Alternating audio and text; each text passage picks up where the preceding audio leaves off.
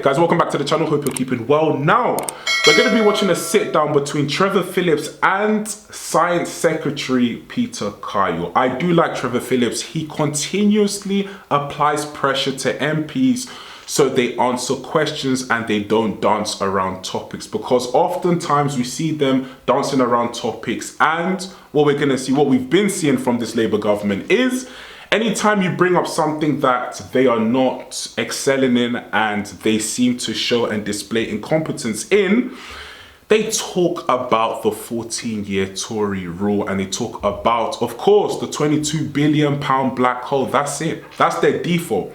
So I like Trevor Phillips because he applies pressure and he says, okay, cool, we understand what the Tories did. Everyone understands what the Tories did, and this is why you've assumed office. But what are you doing to fix that? Your manifesto was, we're going to clean up the mess of the Tories, and you're making things worse. What are you going to do? So this is what he's going to be drawing Peter Kyle to conversate about.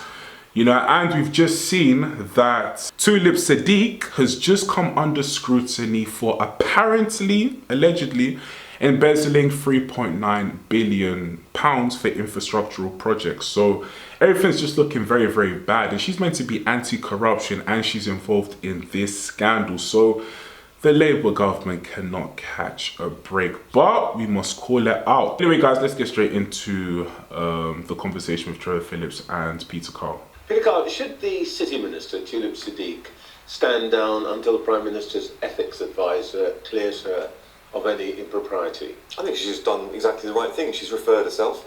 That inquiry needs to go through. I think that that's the appropriate way forward. I'm giving it all the space it needs to do. I'll be listening for the outcome, as the Prime Minister will. Well, it's a bit of a contrast, isn't it? Because if this had happened a year ago to a Conservative City Minister, you guys would have been all over it, yelling, resign.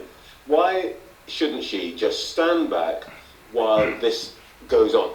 One of the things that we now know is that she didn't go on a trip to China, though she should have done as the City Minister, because of this furor. She can't do her job properly.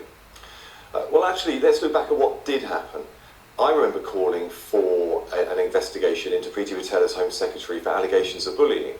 They had to be dragged to that inquiry. I gave the inquiry space to go through it. The results came out. She was found guilty, and no action happened. I think the right way to go through this is to allow the authorities to investigate. We've given more powers to those authorities to do independent investigations, and you know full well when it comes to Keir Starmer, he will listen to what the authorities say. So you're assuring me that despite the fact that she couldn't go on an important trip relevant to her job, she can still do the job of City Minister? Well, we had the Chancellor of the Exchequer go to China and representing Britain to talk about financial services, which is her gig, really assiduous way, doing a great job representing Britain on the international stage. With Tulip, she has referred herself straight away to this. There is a process underway, and we know full well it will be a functional process, and the outcomes of it will be stuck to by the Prime Minister and this government. A complete contrast to what we've had in the past. All right, there are some people who think that actually Chancellor should have been here and Tulip Siddiq should have been there, because this week the government's borrowing costs rose to levels not seen for decades. Now, last time Chancellor sat in that chair, she said to me, we've wiped the slate clean, we don't need to come back for more tax rises. Are you going to hold to that promise?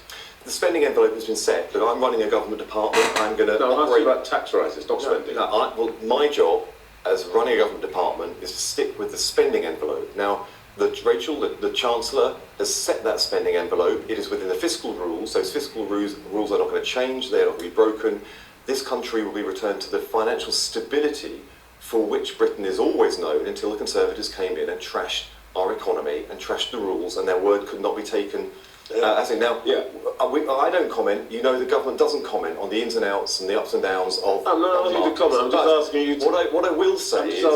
What I will say is, I agree with Ed Conway, who is your economics editor and reporter, who said that what's happening in this country is very in line with what we're seeing in like-minded countries, in particular in the United States. Listen, so you can throw Ed Conway to me as much as you like. He's a brilliant guy, but he can't answer the question that I've asked you, which is that when the Chancellor says we wipe the slate clean, we're not coming back for any more tax rises, is that still true?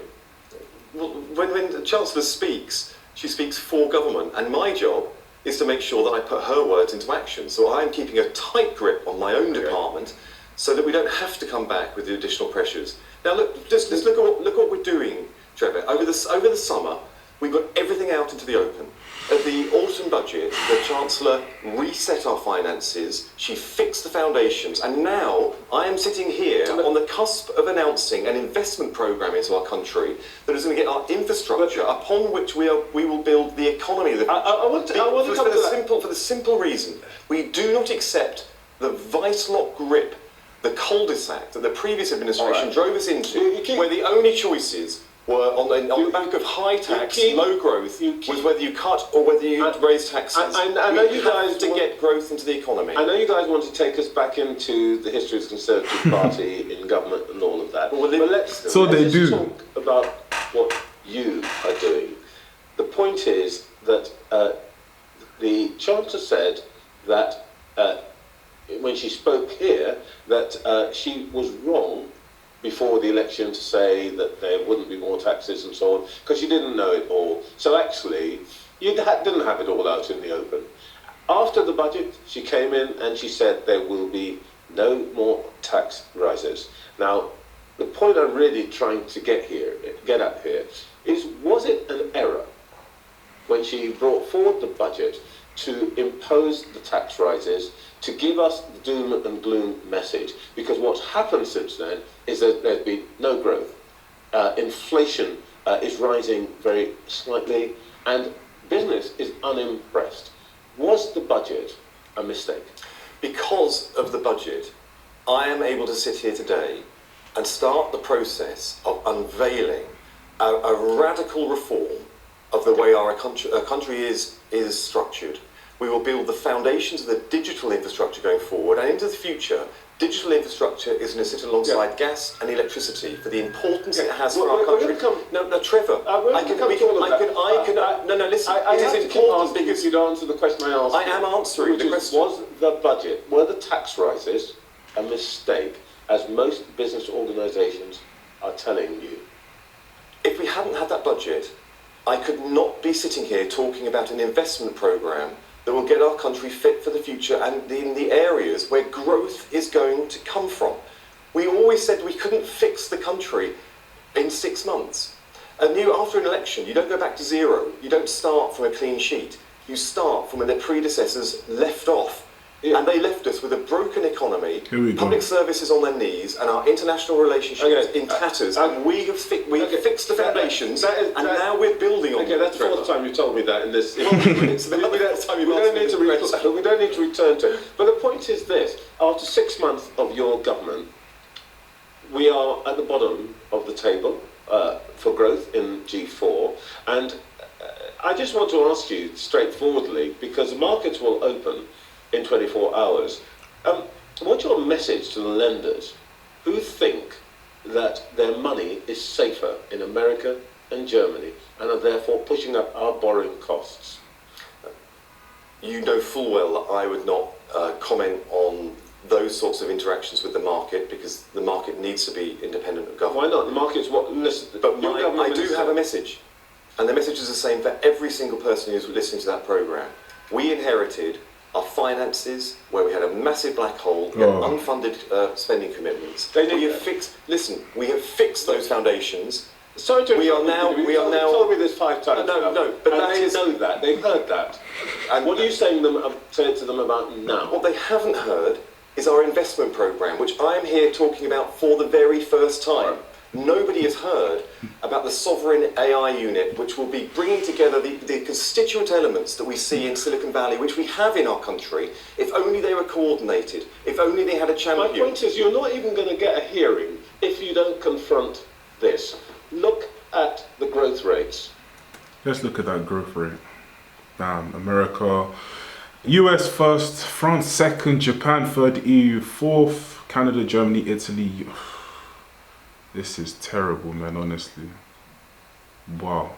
This is well and truly embarrassing, honestly. And to top it all off, You know, foreign investment is lacking. You know, people do not want to open up businesses in the UK, you know, because of people like Rachel Reeves, who penalize, you know, businesses. They go after businesses, even though she says she wouldn't. She has done, increasing taxes and not incentivizing, you know, you know, private enterprise in the UK. So yeah, and that is just, oh man, to see UK at the bottom like that, it's painful, honestly. But anyway. The Americans are nearly 1%. Look at where we are, 0% with Italy. Unless you actually confront that, no matter how many promises you make about what you're going to do, that's the reality that the markets are looking at. But that is the reality we inherited 6 months ago. No, that's your reality now. That is the reality we inherited. No, that's your reality after tax rises.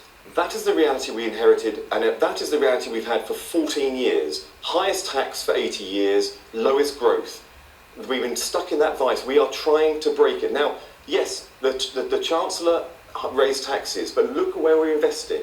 The R&D budget for our country up 8.5%. We now have investment programs for building 1.5 million homes. We have regulatory reform. All of these things are going through in quick fashion. They will hit the economy. They will make sure that we can get investment into the country. We'll create the jobs in construction. I want to get onto the territory that you want to talk about, but we do have to deal with this. Let's go somewhere halfway positive. The Chancellor's in China today. I think she's gone to Shanghai this morning. She's coming back, she says, with £600 million worth of investment over the next 5 years. Which is a joke. Something that she's very proud of. But let's put that in context. In 1 year, 2023, Indonesia landed 60 times as much Chinese investment, 7 billion. Hungary, 40 times as much as us. Peru, 30 times as much as that 600 million. It's not much to write home about, is it? It's a start. And we have to start rebuilding the relationship with China in a way that delivers for our economy, but also make sure that it keeps our country safe and resilient. These are difficult issues to manage. I think what we've seen is for the Chancellor to go over there, represent Britain on the world stage, come back with solid commitments for investment, but she's also managed to raise the human rights issues that I think everybody in this country is concerned about. Now, the alternative is this, that we sit here and we don't engage. We don't come back with even £600 million, which will lead to future solid investment into the future. So is the answer that it's not big enough just to do nothing? Because that's what the Tories are saying. They're saying she shouldn't go, we shouldn't have any engagement at all. Well, but it is our fourth biggest trading partner. We don't have to deploy the Tories here. No, I don't think this says that you shouldn't engage. I'm simply saying that it's not much of a result. We give China access to our markets and our technology. I've read the readout from the meetings that she had. Chinese students populate our universities. We complain about the invasion of Russia, their treatment of Uyghurs, surveillance of students here. They ignore us. It's hard to see what we're getting out of this, with 120 billion quid a year, in exchange for all the things that they get out of this relationship. Trevor, that isn't the sum total of the relationship that we have with China. This is in additional investment that has been done just in the last couple of days, and it is the start. We will compete, we will challenge, and we will cooperate where necessary with China. And all of those things that Rachel has done on this trip. And it is the start, and we will come back and build on it in a responsible way that brings to bear the best opportunities of the British economy on the world trading stage, but also make sure that our interests are I'm only hustling you up because I want to get on to your topic, which is AI. And there we have it, you know, Trevor Phillips keeping his foot down on the gas, not giving Peter Kyle any breathing room. No, answered these questions. And what did we see? He was going back to the Tories, you know, time and time again, 5 times. You know, if you knew you couldn't dust up what the Tories had left, then why did you run for government? Because in the manifesto, they said that we will clean it up. You know, we won't increase no taxes. You know, our aim is economic growth, you know, and they've done the opposite. There's been no growth. There's just been a shambles. So why run for government? You know, if, you know, you knew you couldn't get it done. You know, so yeah, but Guys, let's just see what happens in relation to this Labour government. Last thing I'm going to say is the £600 million investment over 5 years is it's a joke. It's like he said, you know, Indonesia, they secured what, 60 times more. Like, this is just play. 600 million is just play money. That's really just play money. It's nothing of significance at all. And it's like I said in my previous video and a few videos ago that, you know, given the UK have pledged 3 billion towards Ukraine per year, and David Lammy signed 600 million a few months ago for Ukraine, then the 600 million for 5 years is basically nothing, literally. So yeah, I don't know why they're bragging about the 600 million. It's terrible, you know. Anyway, guys, let me know what you think in the comment section down below, and I'll catch you in the next video. Peace.